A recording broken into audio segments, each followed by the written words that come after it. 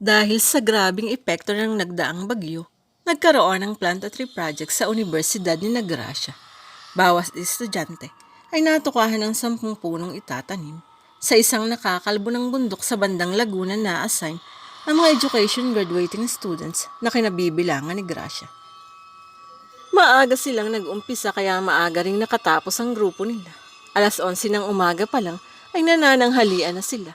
Pagkatapos magpahinga ng ilang sandali ay pababa na sila ng bundok. Mula sa paanan ng bundok, may lalakarin pang kalahating kilometro bago sapitin ng kalsada kung saan nakaparada ang mga bus na maghahatid sa kanila pauwi sa Maynila. Sira-sirang pilapil ang kanilang dinadaanan. Ang magkabilaan nito ay ang malawak na palayang binanigan na ng makapal na putik dala ng nagdaang baha. Nagkaroon ng count-off bago pinayagang makakyat ng sasakyan ng mga estudyante. Sakalang napansin ni Professor Sarmiento, ang advisor ni Gracia, na kulang ang kanyang advisory ng 5. Natukoy na ang tropa ni Tisoy ang nawawala kasama si Luella na kaibigan ni Gracia. Naalarma ang dalaga dahil nag-iisang babae lang sa tropa ang kaibigan niya. Nakasulod sila kanina sa aming likuran, Sir, di ba, Jay? Baling ng dalaga sa nobyo. Siya nga ho, sir. Pero teka, may napansin ako kanina. Sa bawat paglingon ko, ay parang nababawasan sila. At napupuna ko rin tahimik ang tropa kanina, sir. Komento naman ang presidente ng kanilang klase. Nakaawang ang mga labing nagkatinginan ang lahat. Si Professor Sarmiento ang unang nakabawi. Agad na kinuha ang cellular phone sa bulsa ng jacket na maong at kinuntak si Tisoy. Dahil napapaligiran sila ng mga bundok, madalas nawawala ang signal. Matagal muna bago nito nakausap ang lalaki. Di na raw nila kayang tiisin ang init kaya nang mapadaan kanina sa ilog ay naligo na sila. Pero paparating na rin daw sila. Tiimbagang na paliwanag ng propesor sa ibang mga estudyante. Matapos ibalik sa bulsa ang sipi. Hindi may tatago sa mukha nito ang inis at pag-aalala. Minabuti ni Professor Reyes na paunahin na lang ang 4 na bus. Lulan ang lahat ng education students with their designated advisors.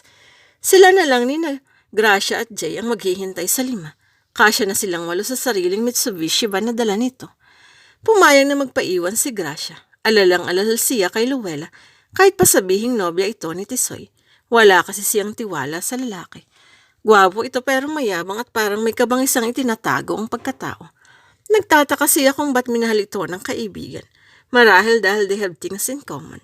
Nature lovers, environmentalist, and products of broken homes. Parehong nagsik ng deeper meaning of life, wika nga. Nagkumpleto sila sa isa't isa. Sir, ba't wala pa rin si Tisoy? Ani Jay habang nakasilip sa dalang teleskopyong nakatuon sa paanan ng bundok. Muling tinawagan ni Professor si Tisoy sa sipi, ngunit naka-off na. Sinubukang kontakin ni Gracia ang sipi ni Luella. Unattended ito. Nagpa siya ang professor na balikan na lang nila ang bundok. Ang tropa. Hinanap nila ang mga ito sa ilog. Ni isang palatandaan na bakas ng mga pasapangpang ay wala silang nakita. Mag-aalas 3 na ng hapon. Kahit nakaramdam ng pagod at gupo ang dalaga, ay tiniis na lang niya nang hindi maantala ang kanilang paghahanap sa 5. Isang ingay ang nagpalingon sa 3. Parang may isang bagay na nahulog mula sa itaas ng puno. Nang usisain nila ay wala rin silang nakita. Kinabahan ng dalaga. Kung mabangis na hayop iyon, tiyak na wala silang kalaban-laban. Wala silang dalang armas maliban sa hawak-hawak nilang mga bote ng mineral water. Hayun, bulalas na Jay sabay turo sa bandang itaas ng mga batuhan. Sa kanilang unahan, parang tao yung nakita kong tumakbo roon. Inakyat nila ang batuhan. Sa kabila pala nito ay isang tagong talon. Naroon sa tabi nito ang kanilang mga hinahanap. In yoga position, nakapikit at nakatingala pa. What are you doing? Shhh! Tinakpa ni Jay ng palad nito ang mga labi ng dalaga. They're worshiping Mother Nature. Palas na paliwanag ng professor. Nagitla ang dalaga. Para sa kanya okay lang ang maging extreme nature lover or an environmentalist. Ngunit ang sambitin ng kalikasan na ibang usapan na. Nakita nilang tumayo si Tisoy at patiyad na tumalilis. Walang kaalam-alam ang 4 na kasamahan nito. Tatawagan na lang sana ni Gracia si Luella nang mula sa kung saan ay sumulpot ang 6 na kalalakihan at sinunggaban ng 4. Kinaladkad ng mga ito sina Luella at nila sa medyo masukal na bahagi ng gubat. Tulungan natin sila. Sa wakas ay nakapagsalita si Gracia. Paano?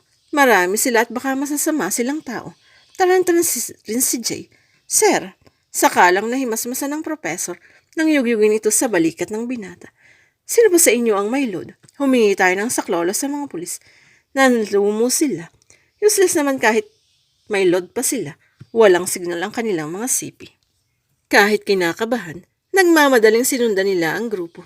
Ngunit biglang nawala sa paningin nila ang mga ito.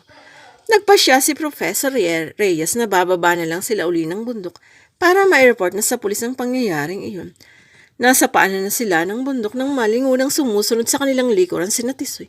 Kompleto ang tropa na nagkakatuwaan pa na parang walang karasang nangyari sa kanila kanina.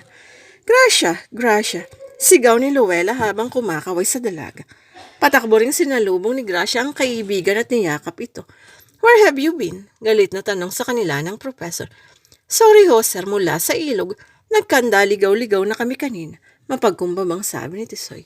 Totoo ho yan, sir. Sang-ayon naman ang apat. Isang nagdudulang tingin ang pinukol ni Professor kay Tisoy. Kabisado nitong naturang bundok dahil madalas daw ito noon kasama ang mga kaibigan sa paghahunting. In fact, ito pa nga ang nagsuggest na dito sila magtanim ng mga puno. Nang usisain naman ni Gracia ang kaibigan tungkol sa mga kumaladkad sa kanila, nagbibiroan lang daw sila. Mga kasamahan daw nila ngayon sa kanilang samahang pangkalikasan. Nagpaiwan daw ang mga ito dahil ipagpapatuloy pa ang pagtatanim ng mga puno.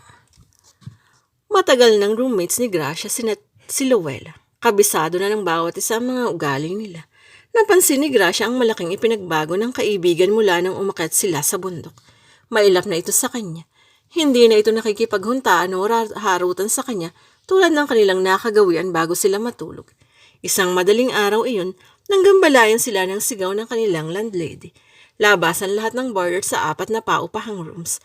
Nang hilakbot sila nang makitang nakahandusay malapit sa pintuan ng kusina at naliligo sa sariling dugo ang aso ng kanilang landlady, may laslas sa leeg nito. Pumalik sa kanilang kwarto si Gracia. Kalalabas lang ni Luella mula sa CR at tila pagod na pagod ito. O bagat ganyan ka makatingin sa akin?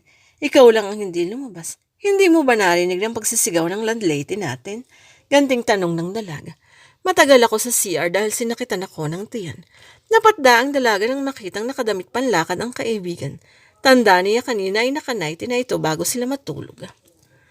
Nausto ang sindak niya nang salubungin sila ng balitang kumakalat sa buong campus. Pinasok ng mga nakabonet na kalalakihan si Professor Sarmiento sa bachelor's pad nito at pinatay. Nakariri-marimang paraan ang pagpatay ng kanilang professor. Binitay muna ng patiwarik bago nilaslas ang leg para makuha ang lahat ng dugo nito. Jay, baka totoo ang ibinahagi nun sa atin ni Sir Sarmiento after ng pangyayari sa bundok. Tisoy and this group are not only environmentalists, they're involved in modern witchcraft, also called the white witchcraft. These modern witches do not worship Satan. In fact, hindi sila naniniwalang nag-i-exist si Satan. They're basically nature worshippers. They believe that in nature, there is a neutral power na pwedeng mapapasa kanila at magamit nila sa kabutihan sa pamamagitan ng kanilang ritual. Marami nga sa kanila ang involved in healing rituals and activities to help the needy. But they never sacrifice animals or drink its blood. They are against taking of drugs, lives, and sexual abuse. It is a totally opposite of black witchcraft. Mahabang paliwanag ni Professor Sarmiento ng kulitin nilang magnobyo na ipaliwanag ang naaanibang sama ni na Luella at Tisoy. Ngunit may malaking panganib sila na hindi nila nakikita. Dagdag pa ng professors. Sa karamihan, white witchcraft becomes the doorway into black witchcraft. Ang ibig mong sabihin, ang trio pa ni Tisoy kasama si Luella ay nagiging black witches, parang di makapaniwalang wika ni Jay. Malamang paniniyak ng dalaga.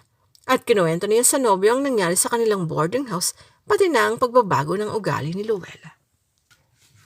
Nahirapan ang mga awtoridad na malutas ang kaso dahil wala silang nakitang anumang bakas ng mga salarin sa bachelor's pad ng professor. Ang malaking katanungan ay kung ano ang ginawa ng mga killer sa dugo ni Professor Sarmiento. Nang tangkaing ibahagi ni Gracia kay Luella ang nangyaring krimen, ay agad na umiwas ang huli at agarang umalis para raw maghanap ng bagong boarding house. Kahit nag-aalala at nalungkot sa pag-alis ng kaibigan, nagbigay naman ito ng kaluwagan sa pakiramdam ng dalaga. Hindi na kasi palagay ang loob niyang makasama pa sa isang kwarto ang hindi na niya kilalang si Luella. Ngunit kinagabihan din ay muling nagbalik ang kaibigan. Takot, naliligo sa sariling pawis. Hinahabol daw siya ng mga kalalakihang kumaladkad sa kanila noon sa bundok. Hindi raw nila mga kasama ng mga iyon, kundi mga miyembro ng samahang Black Witchcraft. Matapos daw i-kick out ng samahan nila si Tisoy dahil na-involve ito sa drugs, umanib daw sa mga Black Witches ang kanyang nobyo. Pinilit pa sila at pinagbanta ang patayin kung hindi rin aanig. Sina Tisoy daw ang pumatay at kumuha ng dugo ng aso ng kanilang landlady para gamitin sa initiation ng mga bagong miyembro sa kanabibilangan nila. Ngunit nang malaman daw ni Luwena na pinalitan ng dugo ni Professor Sarmiento ang kanilang iinumin, ay umatras na siya at tumakas. Tulungan mo ako, Gracia. Baka hanggang dito ay sundan nila ako at patayin din. Kaya lang naman ako sumanib sa Manila ay dahil sa pagmamahal ko kay Tisoy. Pero ngayon ayoko na sa kanya. Ayoko tuluyang mapasamang tulad niya. Napahigpit ang pagyakap ni Luella sa dalaga nang may kumatok sa pintuan ng kwarto nila. Luella, lumabas ka na rin. Huwag ka nang matakot. Nandirito na ang mga pulis, anang kanilang landlady. Sa tapat ng boarding house ay may 2 patrol car. Kasalukuyang pinapasakay ng mga pulis ang 4 na lalaklahihang nakaposes. Iyon ang mga humahabol kay Luella. May nakuha kaming clue sa pad ni Professor Sarmiento. Isang study case na sinusulat niya tungkol sa pagkatawa at buhay ni Tisoy. Panimula ng detective. Ang huling na itala niya ron bago siya pinatay ay ang nasaksihan ninyo sa bundok na siyang nagpatibay ng hilala niyang sumanib na sa Black Witchcraft si Tisoy. Kaya simula nun ay minanmanan namin ang bawat galaw ninyo, kaya mabilis namin nalutas ang kasong ito. Kasamang nakulong ng mga Black Witches si Tisoy at ang tropa nito. Sa tulong ni Gracia at Jay, unti-unting nanumbalik sa normal na pamumuhay si Luella. Napagtanto na huli na hindi makabubuti ang agad-agad na pagsanib sa anumang samahang nangangako sa makapagbigay ng malalim na kahulugan ng buhay o kapangyarihan. Yung isa lang ang dapat sambahin, ang may